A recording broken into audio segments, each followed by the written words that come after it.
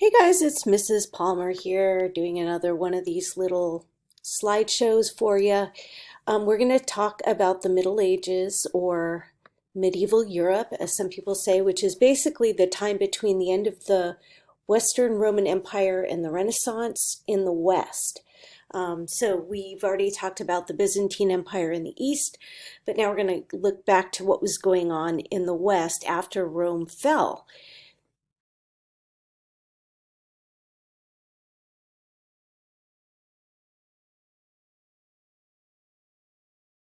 So you guys have already read about this stuff. I had you read first this time. Well, hopefully you read and didn't just look for answers, but nonetheless, here's a little bit of a review from section one where you read about Charlemagne uniting the Germanic kingdoms. Remember, it was the barbarians who came down and conquered the Roman Empire, and they were they were, like I said, barbarians. So basically, what do you need to know from this? Number one, remember that the Roman Empire was highly centralized.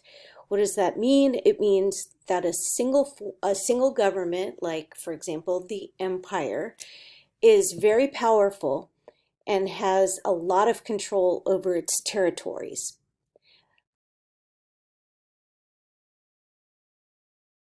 By the end of the fourth century, though, remember the Roman Empire had fallen to barbarians, and this led to a trend of decentralization, which means there was not one big authority that was ruling over the whole area.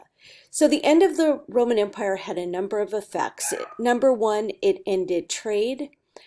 It caused the economy to stagnate. People tended to move from cities, which they had lived in Rome, of course, the big city, and they moved out to the countryside instead. So they moved from urban to rural environments. Rural just means out in the country. There was a significant decrease in literacy, so fewer and fewer people could read and write. There was a loss of a common language. The barbarian tribes spoke different languages or different dialects and had trouble communicating with each other. And all these things created some chaos and disorder. And also, people didn't know where to put their loyalty. When there was an emperor, everybody knew we have to pay homage to the emperor, we have to pay our taxes to him, we have to be loyal to the empire. Now your loyalty was generally with your local lord or your king, or both. And so, really, the only institution that provided a strong sense of order was the Roman Catholic Church. One thing that's really important to understand is that one thing that happened was that, remember, the Roman Empire had become Christian under Constantine, or at least it was legalized under Constantine. And then under Theodosius, Christianity became the official religion of the Roman Empire. So Christianity was already there. When the German tribes came, they were barbarians. They worshipped all kinds of crazy things, but ultimately they did convert to Christianity. And the first to like barbarian king to convert was a guy named Clovis. Um, Another person who is very important is a pope in the 6th century named Gregory the First. And what he did that you need to remember is he made the papacy, or the role of the pope, the guardian of the spiritual lives of all Christians. And he also, kind of similar to the way the Byzantine emperors were involved in church affairs in Byzantium or in Constantinople, um, the Pope started getting really involved in worldly government affairs as well. So basically, there came to be a really strong relationship, very close relationship, an inseparable relationship between church and state. Unlike the system that we have now, where we have a separation of church and state, they were completely intertwined. And one of the biggest, most important um, aspects of medieval society that preserved learning were the monasteries. And we'll talk about that a little bit later. So, in talking about how a lot of the German tribes converted to Christianity, one of the most important of these tribes was called the Franks. So, they covered what is now um, basically the area of France and Germany and some other areas. And by the 8th century, the leader of the Franks was called the Major Domo, or basically that just meant mayor of the palace. The, the Major Domo was actually more powerful than the kings at that point, and he got to make the laws and control the army.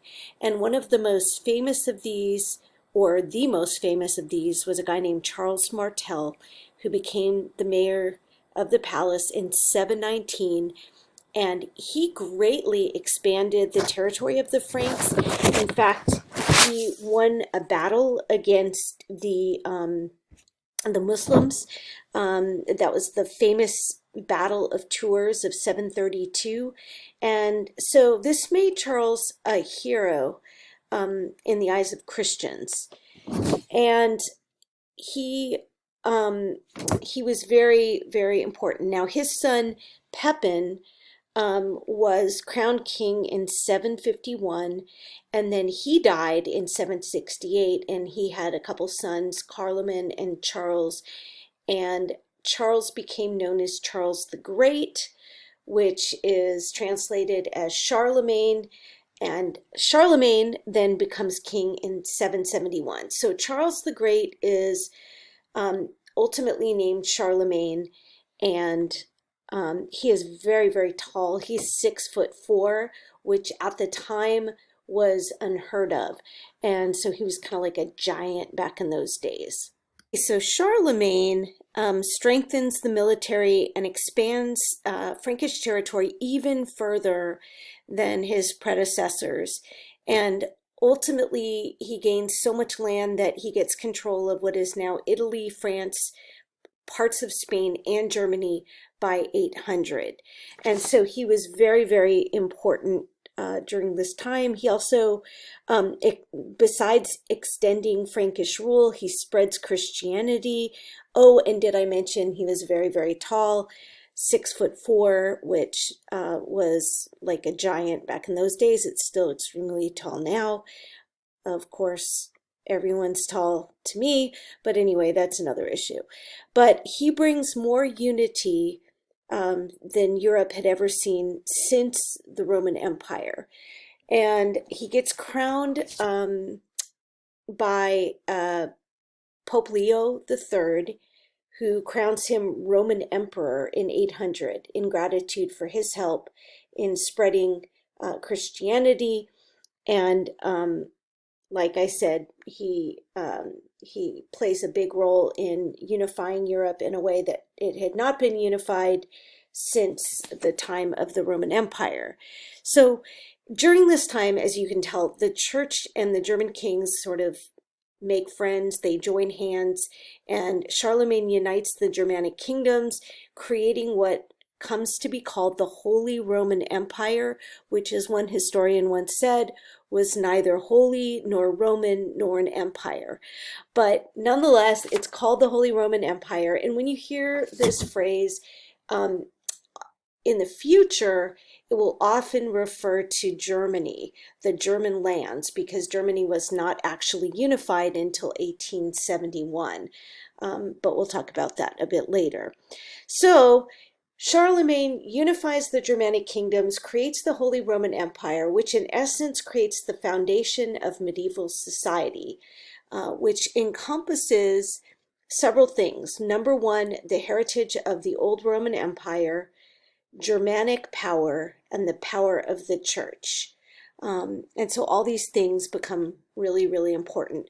The empire, though, after Charlemagne dies, breaks apart and brings Europe into a time of chaos. So after Charlemagne dies in 814, his kingdom is divided, And the Treaty of Verdun in 843 basically divides his empire into three kingdoms. And at this point, centralized authority completely breaks down, and we have a new system, a new structure of society called feudalism. So, one of the most interesting things to me about studying civilizations is trying to figure out where do people find themselves on the sort of uh, the proverbial pyramid. How is our society structured? That is, who's on the top, who's on the bottom, and how do we get to where we are? In America, we have this idea that um, if you are born, you can go from rags to riches.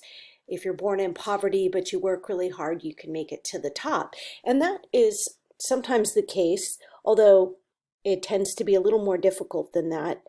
Um, but one thing that is very different about the people of the Middle Ages is that you were essentially born into your place in society. It was completely fixed. You didn't question it. You assumed that God put you there for a reason, and everyone else assumed the same thing about their place and about your place. And so that is a very important concept. We're going to actually do an activity based on a reading called The Great Chain of Being, which kind of talks about the medieval and Renaissance idea of place, not only in the material world, but also spiritually. We'll get into that a little bit later. Finally, I'm going to introduce you to the idea of feudalism if you haven't already been introduced to this idea. So, a basic definition of feudalism is a political, social, and military system of protective alliances and relationships that develops in Europe. That is your textbook's definition, and it's a pretty good place to start because basically it's a very complicated sort of set of relationships between lords and vassals, knights, peasants, serfs, and kings. And we are going to get into that also in further detail as we go on.